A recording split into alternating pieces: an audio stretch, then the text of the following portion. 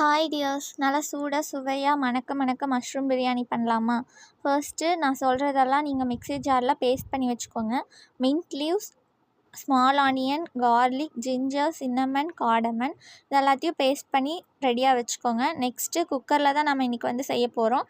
குக்கரில் oil 3 tablespoon, ghee 1 tablespoon add பண்ணிவிட்டு biryani spices எல்லாம் ஆட் பண்ணி நெக்ஸ்ட்டு ஸ்லைஸ் பண்ணி வச்ச 2 ஆனியன்ஸையும் சேர்த்து நல்லா வதக்கிக்கோங்க. க்ரீன் சில்லிஸும் ஆட் பண்ணிக்கோங்க.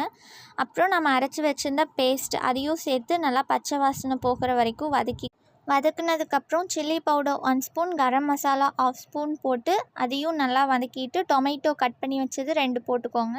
பச்சை வாசனை போகினதுக்கப்புறம் மஷ்ரூம்ஸையும் ஆட் பண்ணிக்கோங்க. மஷ்ரூம்லேருந்தே தண்ணி வரும், நம்ம எக்ஸ்ட்ரா தண்ணி சேர்க்க தேவையில்லை. கர்டு நீங்கள் ஆட் பண்ணிக்கோங்க. நெக்ஸ்ட்டு சோக் பண்ண வச்ச ரைஸ் போட்டு தேவையான அளவு தண்ணி ஊற்றி 3 விசில்ஸ் விட்டு எடுத்தோம்னா டேஸ்டான மஷ்ரூம் பிரியாணி தயாராக இருக்கும். நீங்களும் ட்ரை பண்ணி பார்த்துட்டு கமெண்ட்டில் சொல்லுங்கள்.